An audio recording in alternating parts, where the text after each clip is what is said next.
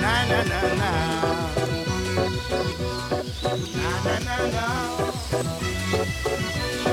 Na na na na.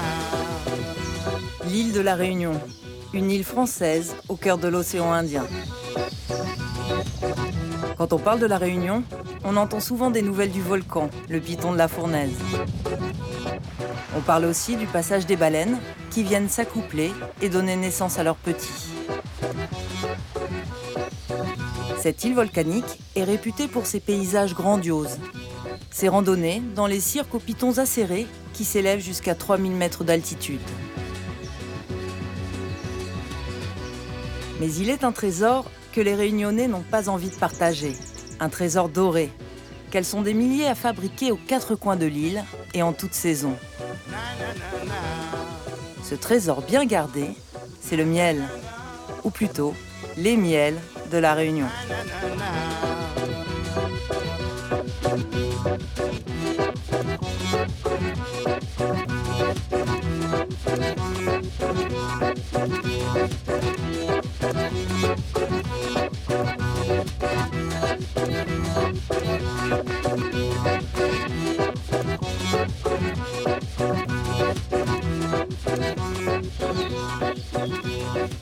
Tous les ans, fin septembre, les apiculteurs de l'île ont rendez-vous sous les litchis avec leurs protégés.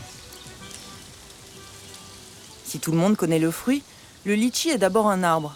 C'est dans l'est de l'île que l'on trouve les plus belles plantations. Les abeilles s'y régalent du nectar des fleurs blanches.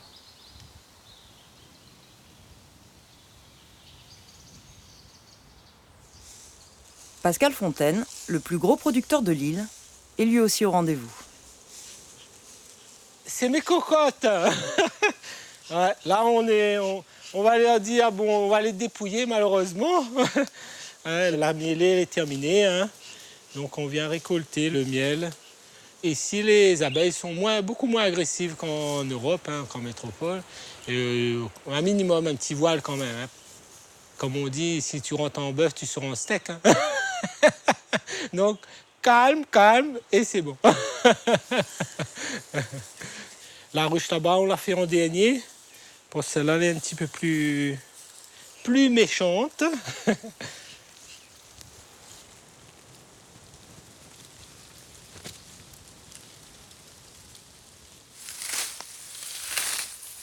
Mettre un petit peu d'herbe verte, comme ça, la fumée n'est pas trop chaude. Faut pas les brûler, les petites. Hein. Si on les brûle, ben, on fait le contraire, hein. On les agace plus et donc elles sont plus agacées. Allez, ben, on y va. Hein.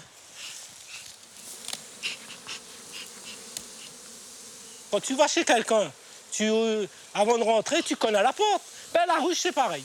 Tu dis « Allô, j'arrive !» Tu en fumes un petit peu. Voilà, c'est ça. Et donc, c'est pareil. Une colonie d'abeilles, c'est pareil. Et après, il ne faut pas cogner, il faut être... Quand je prends le calme, je lève discrètement.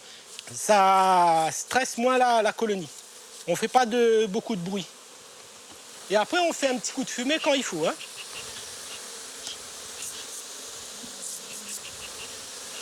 J'entends le ronflement des abeilles, elles changent. La colonie, elle change un petit peu leur façon de voler, de ronfler un peu là. Et ben là, faut donner un petit peu plus de fumée. Allez, dépose l'enfumoir, traverse ça. Il faut être un petit peu en symbiose avec ce monde abeille là. On pense abeille à un moment donné, hein, parce que si on pense pas abeille, on va faire n'importe quoi dans la ruche. C'est pas ça. Hein.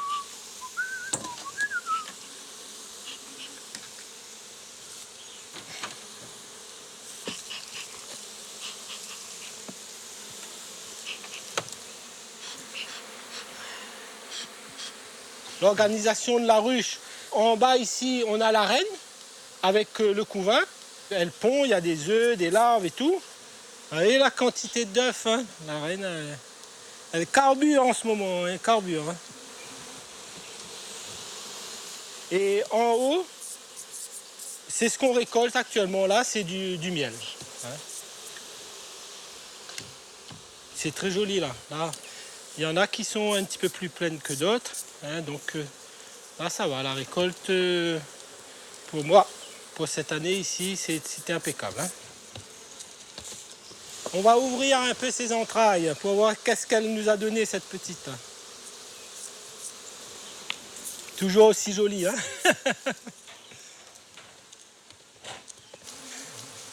Pascal se dépêche de mettre la récolte à l'abri dans son camion, car les abeilles mécontentes pourraient tenter de récupérer leur butin, fruit d'un mois de travail. Tu dois avoir 300-400 kilos de miel là, propre. Hein? Bon résultat.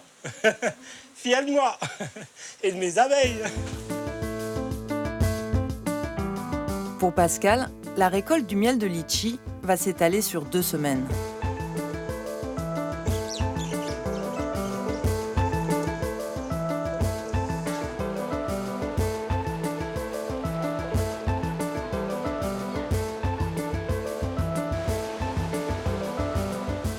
De l'autre côté de l'île, Étienne, le fils de Pascal, est en intervention sur la commune du Tampon.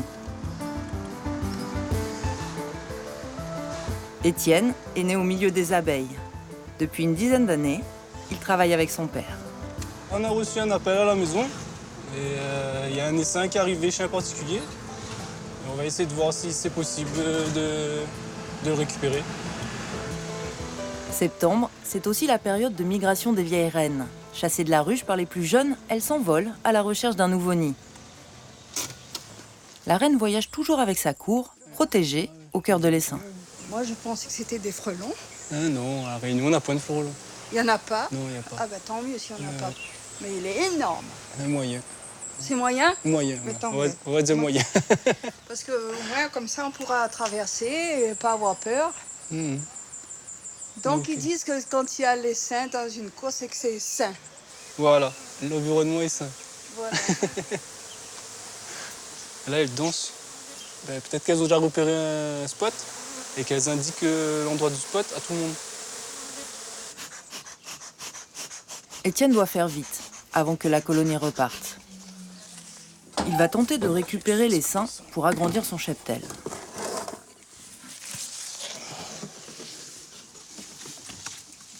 Allez, continue.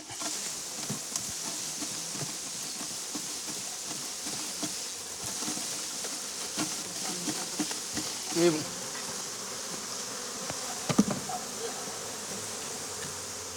Quand les abeilles essaiment, elles se gorgent de miel.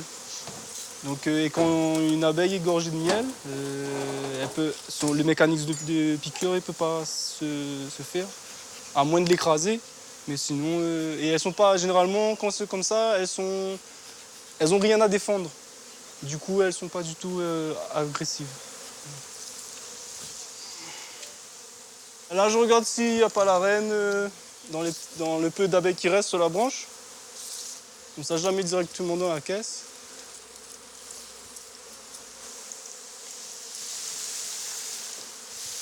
Si je prends pas la reine, personne ne rentre dans la caisse. Elles sont attirées par l'odeur de la reine. Et si la reine n'est pas dans la caisse, elles vont revenir à l'endroit initial.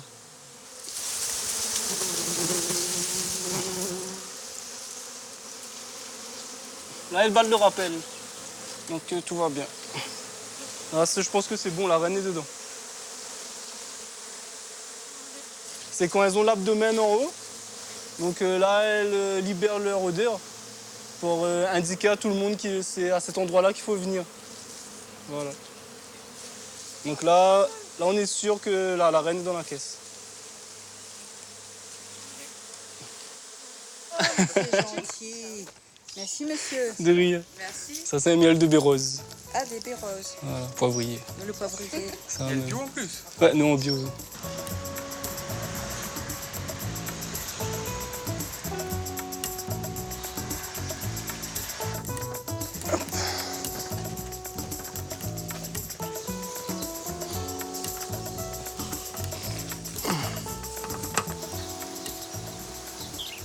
Elles sont toutes sur le couvre-cadre. Et là, en ce moment, il y a pas mal de fleurs ici, du coup, elles vont être bien. Voilà. Voilà. Une de plus. C'est bon. Elles battent le rappel. C'est bon.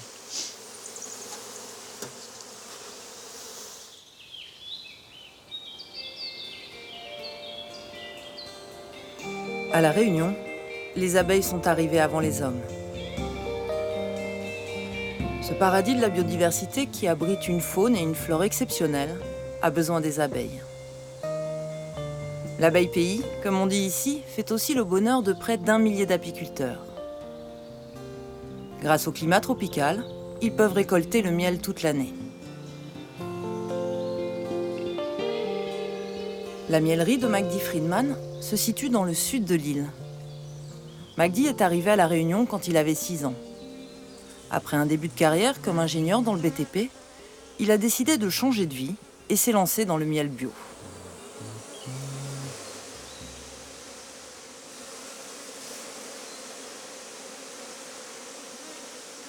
J'ai peut-être la reine là-dessus, je sais pas, mais je la vois pas.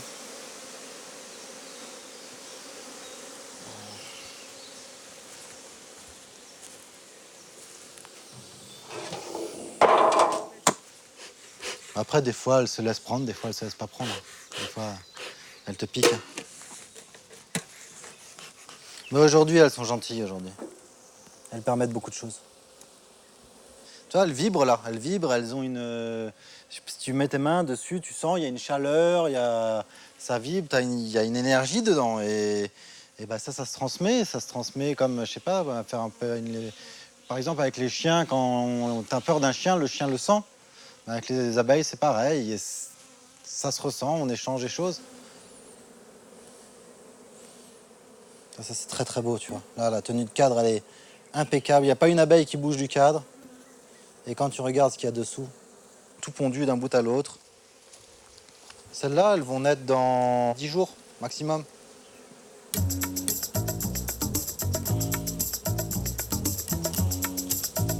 Magdi est l'un des plus gros producteurs de miel bio réunionnais. Pour poser ses 500 ruches, il doit trouver des emplacements au plus près des fleurs. Il s'arrange entre autres avec des agriculteurs. Ces abeilles pollinisent leur culture et lui récupère le miel. Sans le travail incessant des butineuses, pas de pamplemousse, pas de courgettes, pas de litchi.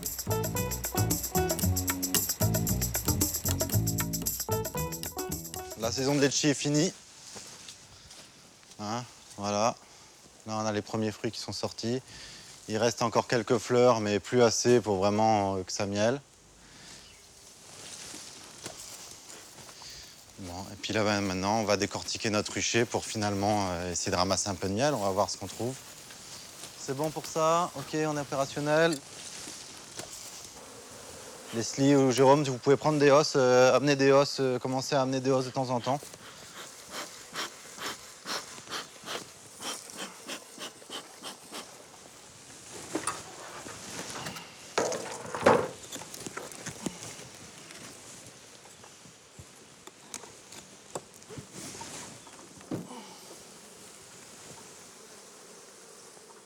Là, ça sent le miel, là.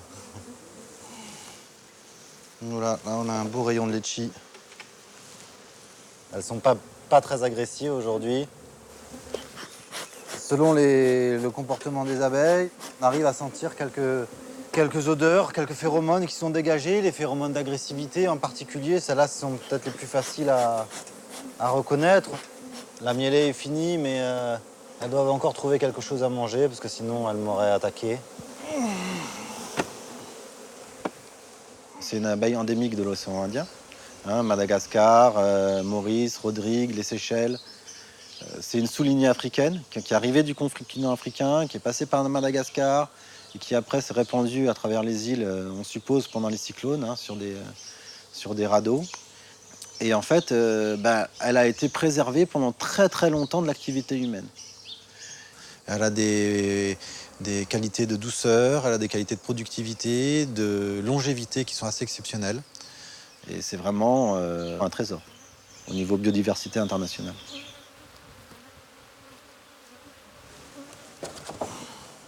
Une belle boîte de miel comme ça, on est aux alentours de entre 20 et 25 kilos.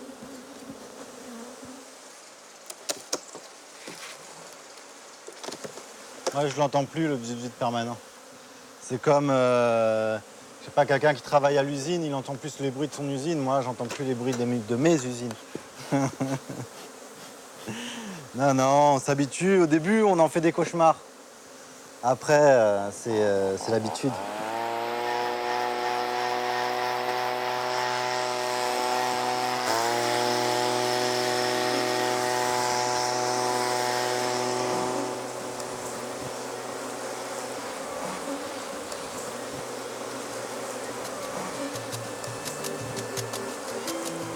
Ça, c'est la méchante, celle-là, faut l'enfumer sérieux, celle-là.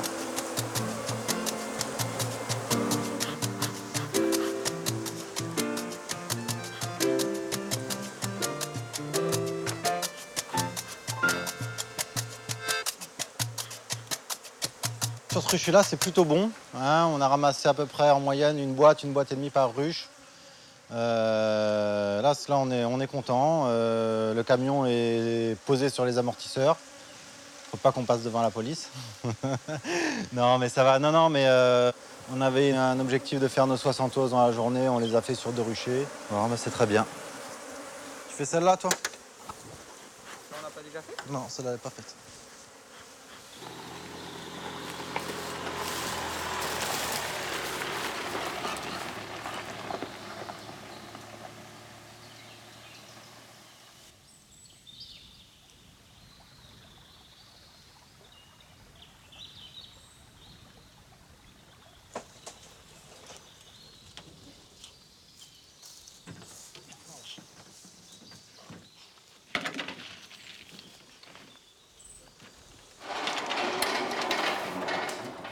Le trésor? Ouais, c'est le trésor. C'est la récolte, c'est le trésor de guerre. Qui n'est pas exceptionnel cette année, mais bon, c'est déjà ça de prix. Hein. Faire du miel, c'est une chose. C'est un peu le talent des abeilles, mais le talent de l'apiculteur, c'est le travailler derrière et faire qu'il se conserve bien, qui cristallise parfaitement bien pour finalement avoir une texture qui soit très agréable en bouche, qui se travaille comme du beurre au final.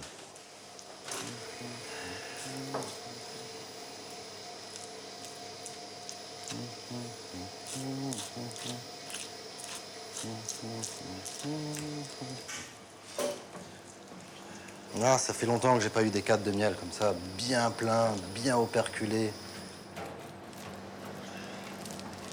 On va pouvoir recycler la cire, parce que c'est malgré tout le nerf de la guerre, la cire. Hein. Pour faire 1 kg de cire, les abeilles utilisent 7 kg de miel. La cire, c'est vraiment très important pour nous, parce qu'on va pouvoir la travailler, la purifier, et puis refaire des cadres avec, des gaufres.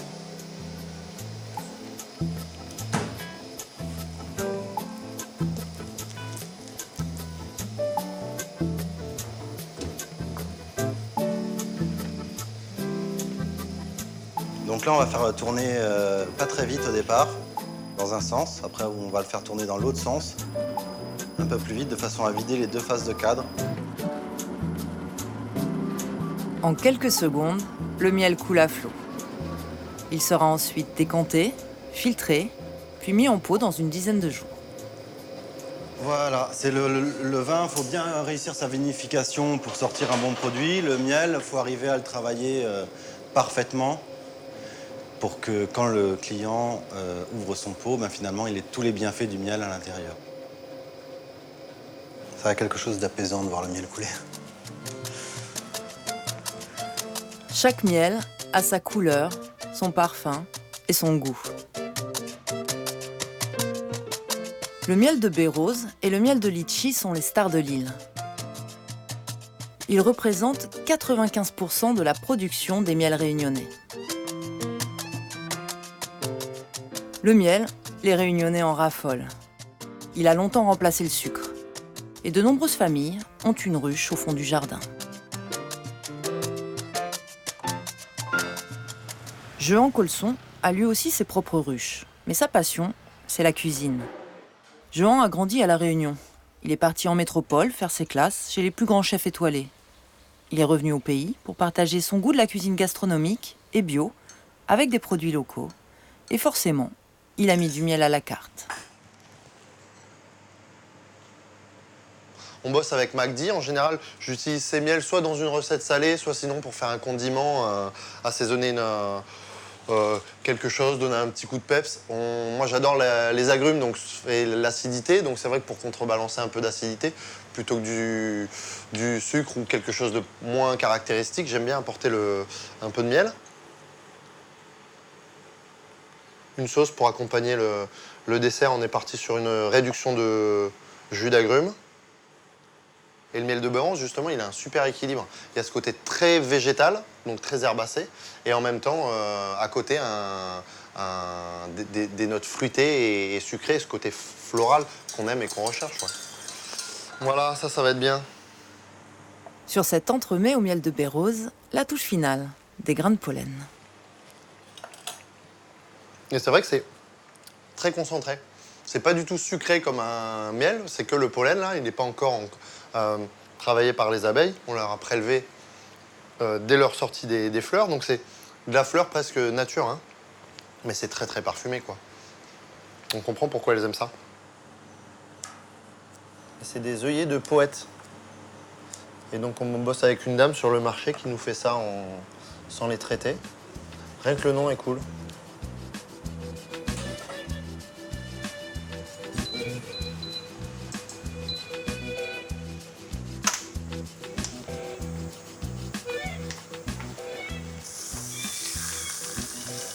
Là, il reste encore un peu de miel de litchi.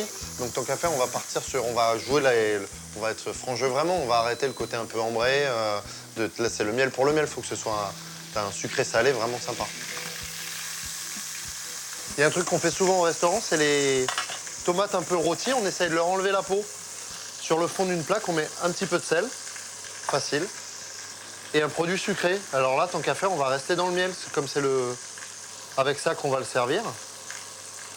Et on dépose dessus les tomates qu'on voudrait rôtir un peu. Et donc elles vont s'assaisonner par le dessous.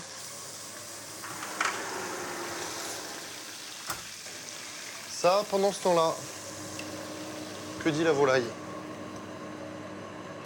Ça, c'est joli. Le litchi a ces deux saveurs-là très franches. C'est ce côté très pétale de rose et en même temps ce côté fruité, fruit rouge, mais un fruit un peu acidulé. Parce que sur les litchis, on a soit des litchis très très mûrs, soit des litchis un peu encore acidulés. Et l'acidité ressemble à celle de la framboise. Donc on va être vraiment là-dessus. On va y mettre un peu de piment. Hein, on est à La Réunion, c'est pas pour rien. Ça popote, hein, c'est bien ça. Hein. Bah, nous, on a la chance à La Réunion, enfin, on a quand même un terroir vachement propice à la culture du miel. Hein. Le litchi est quand même un des arbres qui pousse le plus à l'état cultivé. Et c'est quand même une super source de fleurs. Ce serait dommage de ne pas l'utiliser. Tac. Et ben, c'est de la totale impro, mais ça a l'air cool quand même ce qu'on a fait. Piment de chaque côté et surtout le miel qui vient apporter la douceur et l'acidité. Voilà le dessert avec le miel de McD. Hein. Ça, c'est bien. La Réunion réserve d'autres surprises. Ici sont récoltés des miels uniques au monde, issus d'espèces endémiques. Ces essences rares, McD vient les chercher au cœur du parc national, à Piton-Rond, où il a installé des ruches.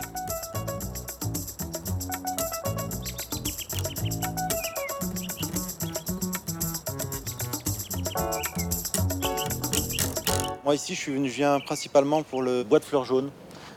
On était venu pour vérifier bien que l'emplacement est prêt et que la floraison est au bon stade pour amener les ruches. Donc là ça commence tout juste, on a les premiers boutons. J'ai eu la chance de voir encore une abeille sauvage sur les fleurs. Donc on ne va pas l'abîmer parce que c'est des espèces protégées, mais c'est une fleur qui nous donne beaucoup de pollen. McD peut installer ses ruches ici car depuis quelques années, le parc national et l'ONF louent des concessions aux apiculteurs. Finalement, c'est une aire de jeu qu'on n'exploitait pas énormément. Ça va être un refuge pour nos abeilles dans les années à venir. Parce qu'avec l'urbanisation pressante qu'il y a dans les bars, il y a malheureusement beaucoup de zones qui ont déjà été détruites. Et puis c'est pas plus mal parce que finalement, on a commencé à mettre à jour des miels rares, hein, J'espère qu'on en découvrira d'autres. On va sûrement en découvrir d'autres.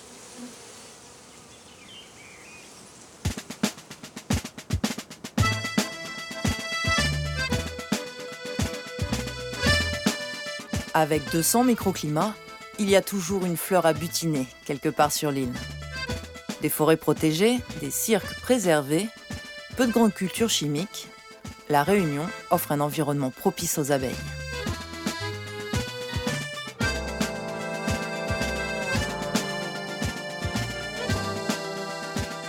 À la tombée de la nuit, les abeilles rentrent dans leurs ruches.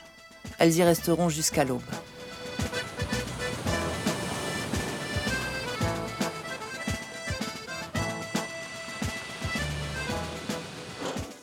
Et après, il redonne encore une caisse à chapeau. Pascal profite de ce répit pour les faire voyager. Tel un berger, il effectue la transhumance des ruches. Au gré des floraisons, il les déplace d'un endroit à l'autre de l'île. J'ai beaucoup d'emplacements. Avec Étienne, on a à peu près 50 emplacements dans l'île. Et ici à La Réunion, il faut absolument faire les transhumances parce qu'on peut pas vivre avec que des rochers sédentaires. Voilà. Fait un peu de sport, hein. On a récolté en début de semaine ce rucher-là. Ben donc il faut les enlever maintenant parce qu'il n'y a plus trop de fleurs. Et on va les emmener en lisière du parc national, la forêt de Bagatelle. Et là, elles vont être, je pense, mieux loties. L'environnement s'y prête, il y a des fleurs. Et donc, ça va redévelopper la colonie et pourquoi peut-être avoir un petit peu de miel dans les ruches après, d'ici un mois. Là, il faut aller pas trop brusquement. Voilà. On fume un petit peu la cocotte là. Voilà, c'est bon, derrière c'est bon. Donc on fait plus de 50 000 km par an, donc voilà. On est toujours sur la route, hein, beaucoup sur la route.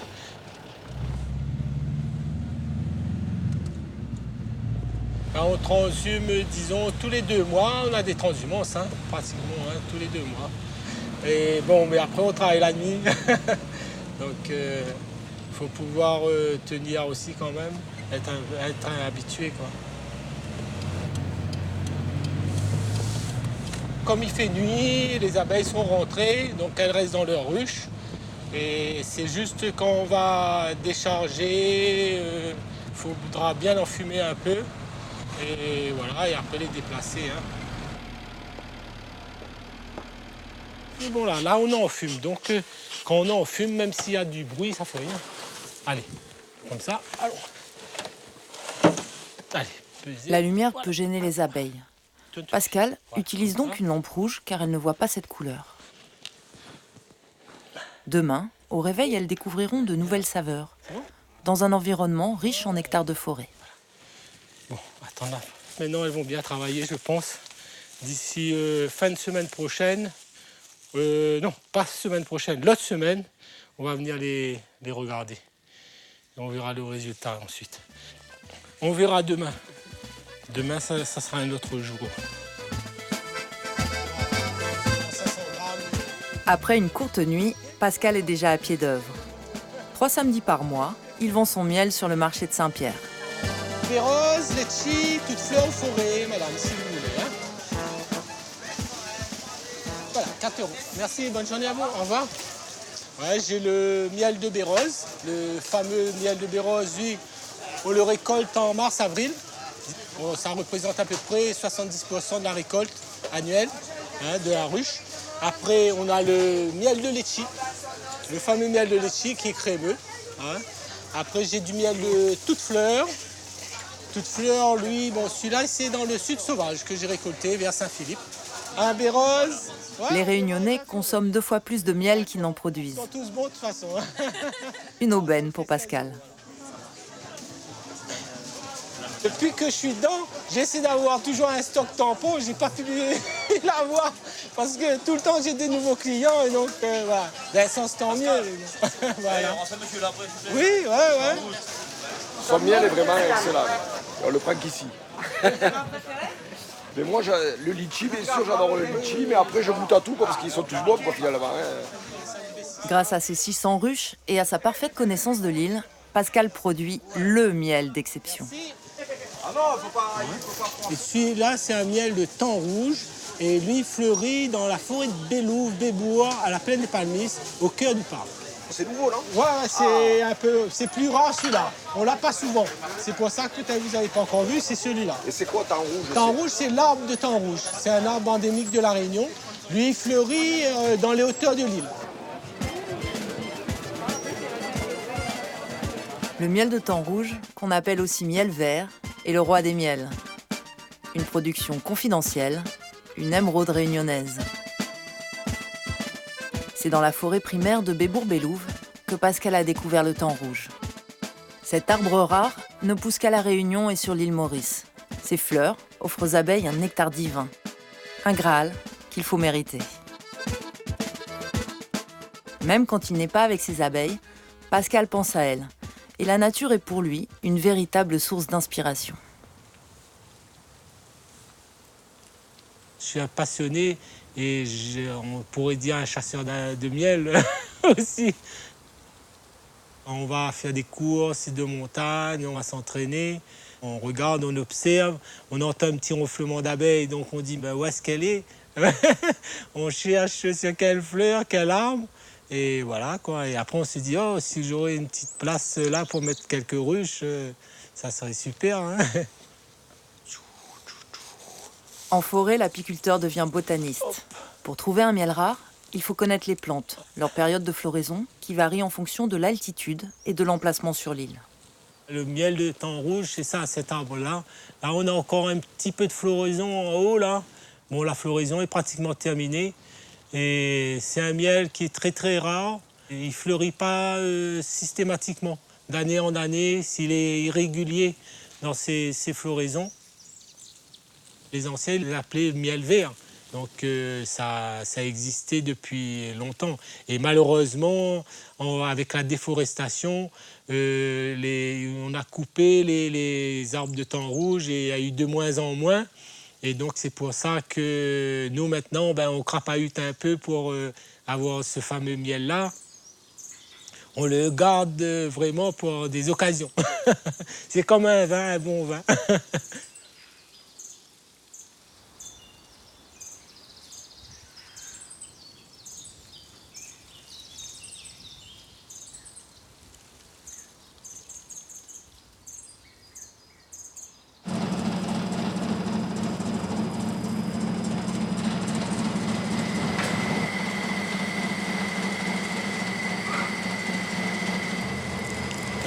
Ça c'est joli.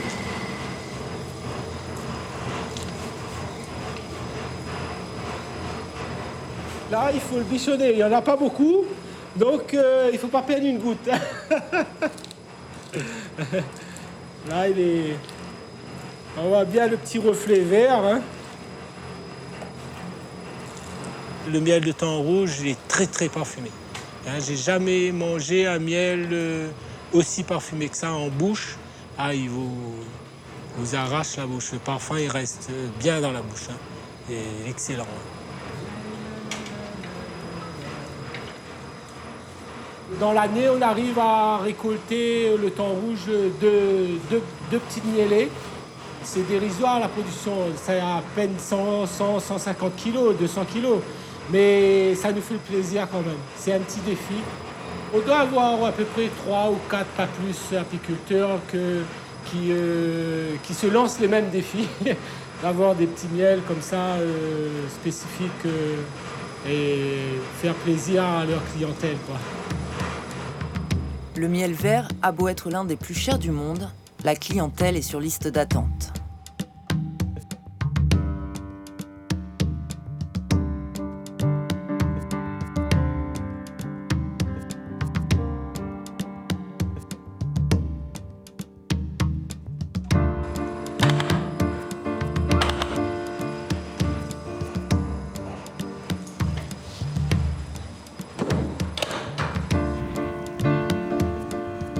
Les abeilles ont la vie belle au cœur du parc national, mais leur avenir s'assombrit. Les effets du dérèglement climatique se font sentir. Les cyclones sont plus violents, plus fréquents. Ils détruisent la végétation, affament les abeilles quand elles ne meurent pas noyées sous les trompes d'eau. Pour faire face aux pertes, les apiculteurs se sont mis à élever des reines pour recréer des colonies.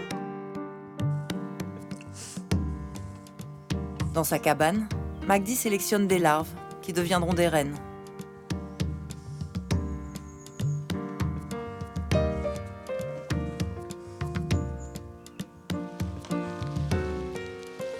Les reines sont vitales pour l'apiculture. Elles peuvent pondre jusqu'à 2000 œufs par jour. Elles sont l'avenir du cheptel. Pas de bonnes reines pondeuses, pas d'abeilles, pas de miel.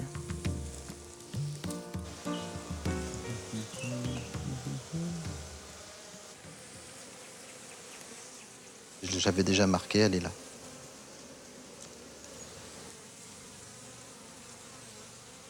Les femelles, les mâles ou les reines ont des caractéristiques physiologiques bien différentes. Une reine va être plus fine qu'un mâle, mais plus grosse qu'une abeille. Et surtout, elle va être plus longue qu'une abeille classique. Je prépare des cagettes d'expédition pour mettre les reines dedans, les reines et les ouvrières. Donc là, on met un peu de candy pour qu'elles aient à manger pendant le transport.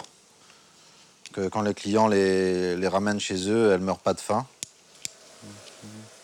Donc on met entre 4 et 8 abeilles dans la cagette.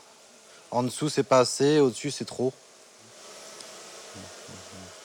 Elle veut se sauver. Là, on l'introduit dans sa petite cage avec ses compagnes. La reine, elle mange pas de sucre. Elle mange que de la gelée royale. Donc il faut mettre des accompagnatrices qu'elles vont manger le sucre pour finalement fournir de la gelée royale à la reine. C'est ce qui permet de la faire tenir une bonne semaine dans la cagette. Si ce n'était pas le cas, la reine, elle mourrait au bout de 24 heures. Même pas.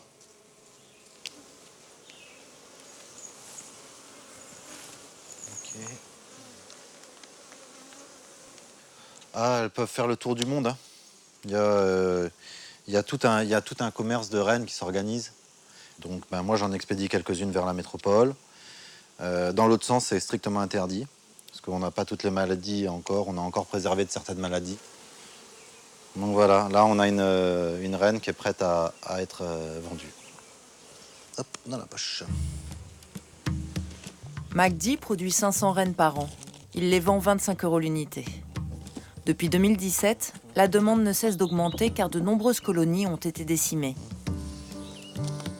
Le responsable, Varroa destructor, le plus important tueur d'abeilles dans le monde, a envahi la Réunion. On ne sait pas comment il est arrivé sur l'île, sans doute importé clandestinement dans un lot d'abeilles. Car cet acarien est très agile. Grâce à ses pattes munies de ventouses, il s'accroche au corps des abeilles. Varroa suce leur lymphe jusqu'à la mort. Lorsque son hôte est à l'agonie, il saute sur une autre proie. Mais il ne s'arrête pas là. Il s'introduit dans le couvain pour se reproduire bien au chaud. Chaque mois, sa population double. Avant de l'arrivée de Varroa, c'était un petit paradis de l'abeille ici. On ne fait pas beaucoup de miel à l'année, mais les abeilles se portaient très bien. J'ai perdu à peu près 50% de mon cheptel. Bon, j'ai réussi à le reconstituer, mais oui, j'ai dû perdre bien 250 ruches.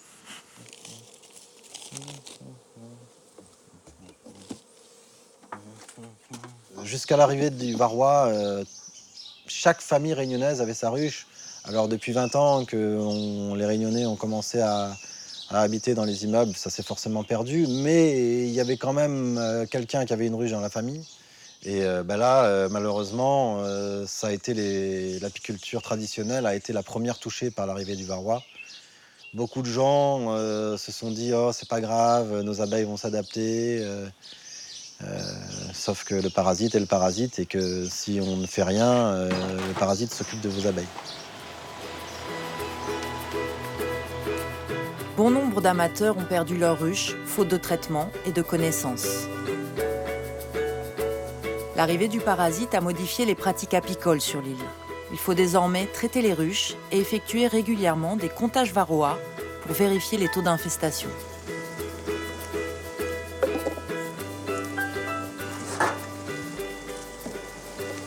On va faire un test varroa là-dedans, Christophe.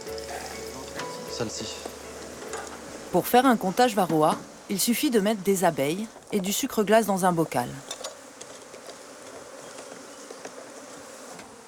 De bien secouer. Encore. Encore.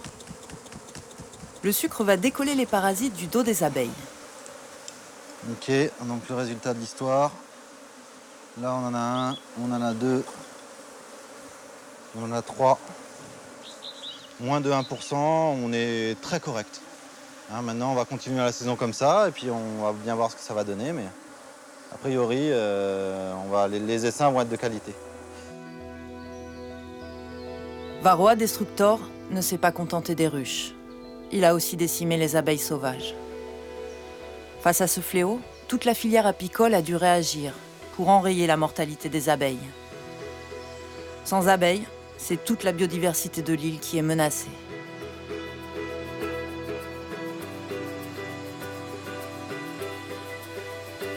Olivier Hainaut fait partie du groupement de défense sanitaire. Sur l'île, c'est le vétérinaire des abeilles. Il a des millions de patientes et avec Varroa, il ne chôme pas. Et ben là, on va aller chez un apiculteur à Saint-Denis. Il a des problèmes là dans ses ruches, donc il a mis en place un traitement contre le varroa. Et en fait, il a ses colonies qui essaiment. On va essayer de voir ce qui se passe. Ben, comme les apiculteurs, ils sont sur toute l'île de la Réunion, on passe vachement de temps en voiture pour aller sur les exploitations. Puis on découvre plein de petits paradis, plein de trucs. C'est super quoi. Voilà 10 ans que le docteur Hainaut découvre des lieux paradisiaques, comme ce jardin tropical en pleine ville. Quand même là. Il y a les litchis aussi qui sont en fleurs. Ouais, Les avocats là, ouais là c'est parti là. Mais c'est pas la bonne période encore pour la mise là. Ouais, vous savez plutôt être dans un mois là. Ah oui, dans un mois. Mais d'où qu'elles viennent, les nouvelles sont rarement bonnes. Globalement sur l'île là, on est à 22% de mortalité. Donc ça veut dire que tu as un quart des ruches en gros qui sont mortes. Alors normalement avec varroa, bam, ça tombe d'un coup. On a vu des colonies là à Saint-Paul, elles étaient sur 9 cadres. Très très jolies, bourrées d'abeilles. Et là on avait, quand on comptait les varrois, tu avais plus d'un varroa, tu avais quasiment un varroa pour 2 abeilles. On était à peu près à 50% de varroa phorétique. J'ai dit à l'apiculteur, j'ai dit, ça va mourir, ça va mourir. Puis nous on dit ça depuis le mois de mai de l'année dernière. Hein. Et puis ça meurt pas. Et puis là, on était au mois de décembre et là, d'un coup, l'apiculteur m'a appelé 2 semaines après. Et c'était parti quoi. Et là dans l'ouest, on est à 64% de mortalité. Hein. Secoue, hein. Ouais, vas-y, secoue. Ça fait du bien d'aller sur le terrain parce que le message passe et c'est surtout, tu vois, par rapport à novembre, je voyais que des abeilles, plus que des colonies qui étaient en train de mourir, quoi, tu vois, c'était désespérant. À mon avis, tu peux le déplacer, on peut le mettre là. On peut le recentrer ici, là, le produit, pardon. Ah. Celle-là aussi, peut-être. Non, là, c'est bon, là, c'est bon, c'est bon. Ouais. Il descend pas. Ah, mais c'est pas grave, il faut que les abeilles passent juste dessus. Non, c'est là, monsieur Marais. Voilà. C'est un traitement à base d'amitrace, c'est le traitement qui est le plus facile à utiliser. Donc en fait, c'est des bandelettes qu'on applique dans les ruches là, pendant 10 à 12 semaines. Donc voilà, donc le rôle du veto, le rôle de nos équipes techniques, c'est de respecter à ce que les apiculteurs ils appliquent convenablement les méthodes de traitement pour faire un miel sans résidus. Hein, mais regarde tout le miel qui est stock là. Tu vois. Ah non, mais ça fait plaisir par contre de voir des... Ah oui, Ah oui. Et là tu vois, c'est hyper bien pondu, c'est top. La dernière fois, elle était misère celle-là. Ouais. Ah misère. Ah ouais, là faut diviser. Hein. Faut libérer de la place, faut qu'on mette des cadres vides en bas. Ah bon? Ouais. À cause du traitement, ce miel ne sera pas consommable. Mais les abeilles sont en forme, la ruche est pleine à craquer. Pour éviter que la colonie surpeuplée essaime, il faut faire de la place et rajouter des étages. J'apprends. Donc là, je prends bien le conseil, tu vois, je prends. Moi, tu vois, je pose des questions, comment je fais la possibilité d'augmenter, la possibilité d'agrandir. Et il dit qu'il est là pour exprès pour moi, de temps en temps, il suffit de passer un coup de fil. Parce que moi, là-dedans, c'est pas dans mon domaine tellement. Mais j'apprends vite quand même. Là. Olivier effectue des prélèvements pour mieux connaître le parasite. Si Varroa est arrivé en métropole il y a 30 ans, sur l'île de la Réunion, la filière manque de recul. Au CIRAD, le Centre international de recherche agronomique pour le développement, Hélène Delatte, chercheuse en génétique, tente de trouver des solutions naturelles et durables pour sauver les abeilles. Pour que la lutte soit efficace, Hélène travaille en étroite collaboration avec Olivier, Pascal et Magdi. Ils se retrouvent régulièrement dans le rucher expérimental du CIRAD. Face à Varroa, la résistance s'organise. Il faut qu'on fasse passer le message à d'autres apiculteurs pour qu'ils, si vous voulez, peut-être il y a un petit groupe qui est la locomotive et les autres, il faut qu'ils prennent le wagon, ils montent dedans et voilà. Non mais de toute façon, clairement, tout le monde ne montera pas dans le wagon. Hein. On a dû avoir 30 gars qui ont pris des traitements pour le litchi. Si, et ils se sont dit tiens on y va comme ça. Et en fait les gars ils ont transhumé là, des abeilles pleines de varroa. Donc ils vont infester partout, ça va recommencer. Il est très important en fait de discuter avec les apiculteurs, notamment avec ceux que vous avez entendus, Pascal et Magdi, qui sont les très gros producteurs de l'île et c'est avec eux qu'on travaille en fait. Puisque leurs problèmes deviennent nos problèmes et on essaie d'y trouver des solutions. Donc on essaie de travailler ensemble. Ils vont nous donner normalement leur reine élite, qui ont des rendements les plus forts. Donc c'est pour ça qu'on les appelle les reines élites. Et c'est avec ces reines élites que nous allons tester tous les comportements de résistance vis-à-vis de varroa. T'as vu ce que tu perds là? C'est ça, j'aurais pas dû leur vendre en fait. T'aurais pas dû vendre? Non, j'aurais pas dû vendre. Ouais, c'est joli, super. Hein. Donc ces reines élites seront mises dans des conditions où elles ne seront pas traitées avec des produits. Et on va regarder celles qui survivent en regardant certains comportements qu'on va noter. Des comportements qui permettent donc de résistance, qui permettent à l'abeille de s'épouiller entre elles, de s'épouiller elle-même. Et aussi celles qui vont aller sentir le varroa dans les couvains. Donc ça, c'est ce qu'on appelle l'hygiénisme. Mais en tout cas, on a des bons premiers signaux qu'il y a de la résistance, de l'hygiénisme dans nos populations. Repeupler le cheptel réunionnais grâce à des abeilles capables de se débarrasser du parasite, tel est l'objectif à long terme. En attendant, le rythme de l'invasion semble ralenti grâce au traitement et le moral des troupes remonte. Il y a un an, vous aviez la tête dans le sac, quoi. L'autre là, il était complètement dépressif, il était là, je me tire, j'en ai marre. Et voilà, maintenant là, vous avez des trucs, vous avez des pistes qui sont prometteuses, et voilà. Maintenant, le moral, il est meilleur, quoi, tu vois. Et mais bon, avec varroa. Ah bon, non, bah voilà. Oula. Ça garde un peu, hein. Ouais. Et les abeilles, elles sont gentilles, hein. Ouais, c'est sa miel, ouais. C'est sa miel.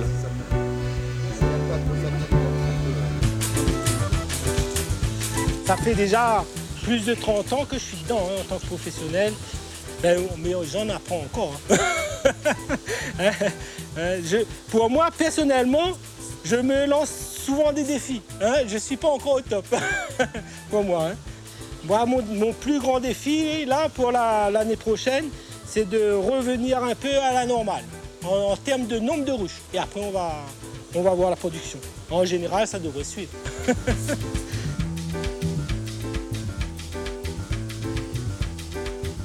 C'est un privilège de côtoyer ces insectes-là. C'est elles qui ont tout compris, quoi.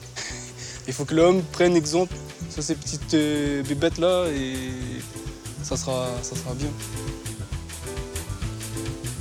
En fait, en travaillant avec les abeilles, on s'aperçoit que la nature, elle est fragile, quoi. Très fragile. Les abeilles, il n'y en a plus beaucoup sur la Terre, malheureusement. Mais bon, on en remettra dans la nature, on repeuple. Et puis qui sait, peut-être dans 3-4 ans, on aura réussi à avoir des abeilles tolérantes. Et après, si elles produisent du miel en plus, ben alors là, ça sera top. Ça sera super.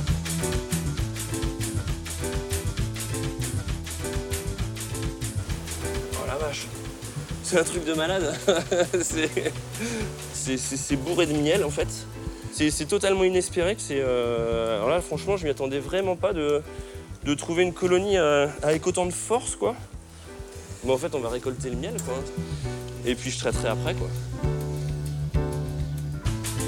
Tant que le miel coulera, les habitants de la Réunion n'ont pas de raison de s'inquiéter.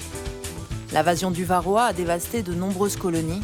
Et sur une île jusque-là préservée comme la Réunion, la disparition des abeilles aurait des conséquences dramatiques. Mais l'abeille réunionnaise a depuis ses origines surmonté bien des tempêtes, des cyclones, des éruptions volcaniques et même l'arrivée des hommes. Alors espérons que les abeilles pays sauront surmonter cette mauvaise passe et continueront de faire de cette terre une réunion de biodiversité.